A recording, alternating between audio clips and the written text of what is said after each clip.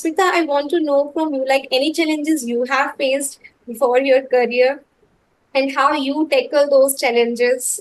And like you are now speaker, so any family, you also mom, so family support and everything is there, right? So you can share your journey along with that.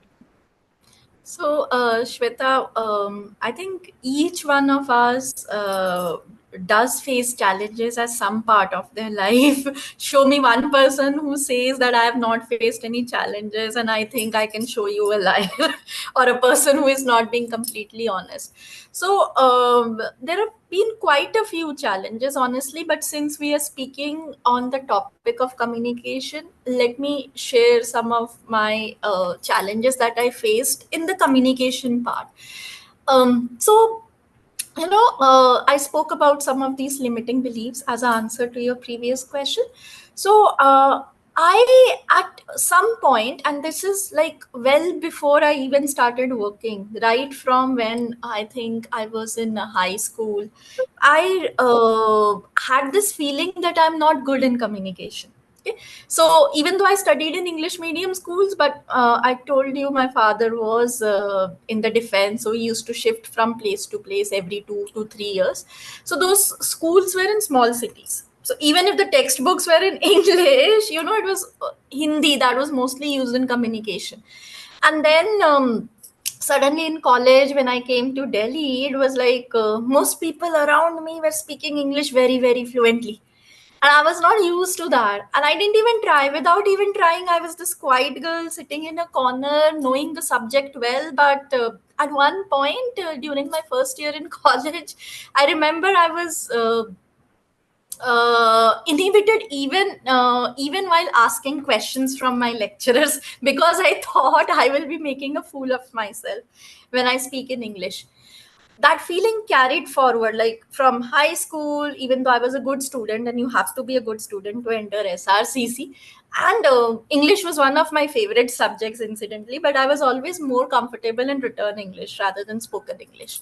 And then I carried that feeling till to my post graduation in IIM Indore, that I am someone who is not a good speaker for whatever reasons. And after that, when I started working in the corporate world, it was a very by that time the feeling was so inherent that it was almost second nature. I didn't even think twice. Okay, speaking has to be done. I'm not a good speaker. So I was someone, and because I couldn't express myself, or rather I didn't express myself with this limiting belief that I'm not a good speaker, I didn't used to contribute even when I knew the answers, even when I had ideas. And that at the initial stage of my career, I would say there was an impact in getting visibility. Fortunately, at the initial stage, communication does not play that big a role. If you're good in your domain, you can still work around this handicap, which is what happened with me. It was really when I was like fourth or fifth year into my job. There was some discussion going on, and I asked someone, okay, what do you think are my strengths as a professional? And to my surprise, most of the people around me said, you are very good in communication. And that was really an eye opener, because here was someone who didn't believe herself to be good in communication, and getting a feedback from colleagues around you, and it has to be honest because they had no reasons to be dishonest. It was not that as if they're good friends, it was just like a simple honest to honest feedback exercise. So that was an eye opener, and I'm like, okay, if 5 people are saying I'm good in communication, there must be something about it. And imagine how much time have I wasted only in my head thinking that I'm not good in communication. Maybe my progress could have been faster. So that is one example. Okay, this I would not say actual barriers, but my own mindset barriers, which stopped me from moving ahead. Then after that, you said I was a speaker, and now, of course, like I'm very comfortable with speaking.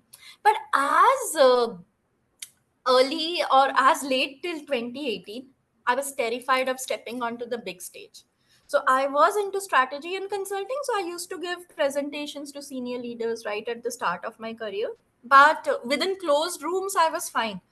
But when it came to, presenting in those industry conferences, going on the stage where there are 100 plus people looking at you straight, I'm like, okay, I can't do that.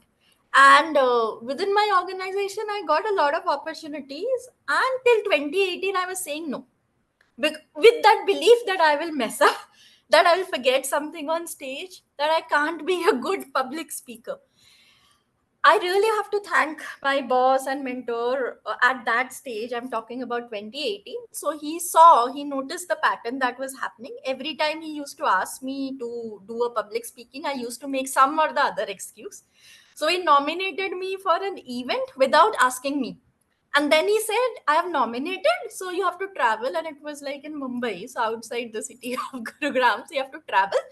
It is an important event. It was, and you have to. I was representing my organization, and the domain, of course, was something that I worked in. It was sports. So at that time, I was, as part of being a consultant, that was one of the industries I used to look after. So it's an important conference. You have to go. You have to make a speech for 30 minutes. There will be 200 plus people in the room, and I was like terrified. I'm like, what have you done? He's like, no, nothing doing. You are going. I can't take back the name. So for 3 days, I remember I sat thinking of what excuse I could give him to pull myself out of the event. And then I realized I just can't lie. There is nothing, so I have to do it. So might as well if I have to do it. So it was like 15 days to the event. Uh, and my work was very hectic. After I used to come home, each waking hour went into practicing that speech. So the PPT was made much before, and content I was absolutely confident about. It is more about talking on the stage. So I must have practiced multiple times in those 15 days. I remember one day before the event. So I was in Mumbai hotel and the event was next day. And I was so terrified, I could not sleep. So instead of tossing and turning, I was like, okay, I will get nervous. So let me just practice my speech. And I don't know how many times I would have practiced, but I practiced it like the back of my hand. So for a 30-minute presentation, I don't know how many hours I would have practiced, definitely 50 plus hours in those 50 days. And then I stood on the stage. When I began my speech, my legs were shaking. And but I somehow began, and because I had practiced so much, word by word, so it started coming naturally. So even if I was nervous, because I knew the content so well after practicing, it sort of flew. And after the first 3-4 minutes, my leg shaking stopped automatically. I was more focused on the content and delivery and making eye contact. And then 30 minutes over, and then there was like applause in the room. So I'm like, I was more relieved than happy. Okay, done. I didn't forget anything. It went well. So after that, I went to the speaker's room and just had a cup of coffee. The anchor of the event came and spoke to me. He was an Australian, so a native English speaker. So he complimented me on my speech, and he was like, it seems that you are a natural speaker. That speech came up so fluently and you spoke so well. You must be a pro at public speaking. I'm like, really? You know what? This is the first time I am standing and speaking on the big stage. And he was like, oh, is it? He genuinely looked surprised. But he's like, you looked like such a natural on stage. And that, in terms of public speaking, was my biggest lesson to date.